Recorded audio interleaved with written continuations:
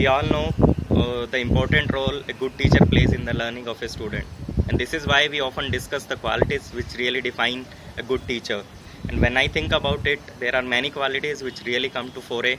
However, there is one quality which really stands apart is good public speaking skills. And this is why I believe that a good teacher is almost always a good public speaker. And I think this mainly because of two reasons. One, a good teacher is always spontaneous and adaptive in his approach, and other, a good teacher can make learning an interesting and engaging experience.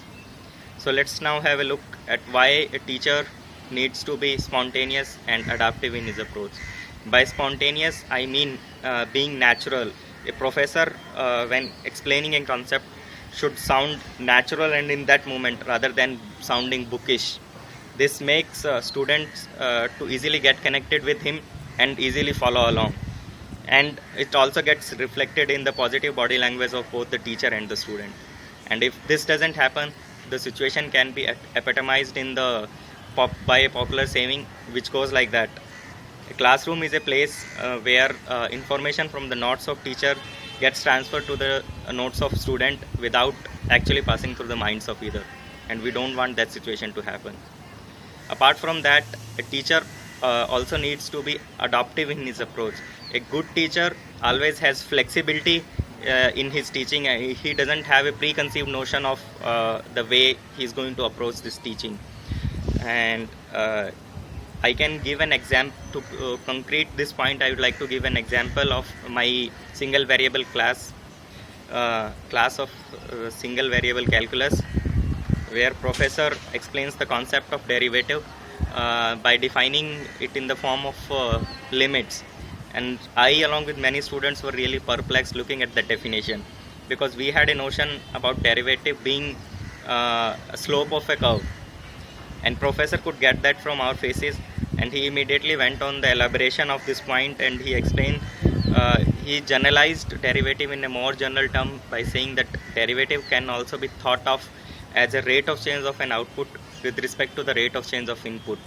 This really eased the tension from our faces, and the professor could see that we are able to get this concept. So it's because of being flexible and being natural, I think a good teacher is always spontaneous and adaptive in his approach. Now, moving ahead, a good teacher can make learning an interesting and engaging affair. So here, curiosity really plays an important role. It's a well-known fact that curiosity is important for learning new concept. A curious mind is most open to learning new concepts. And if a professor can bring curiosity to his class, he can engage students much more easily, and they would be able to follow him much more efficiently. Again, to give an example of that, I would like to quote my class of single variable calculus, where professor was explaining the concept of limits.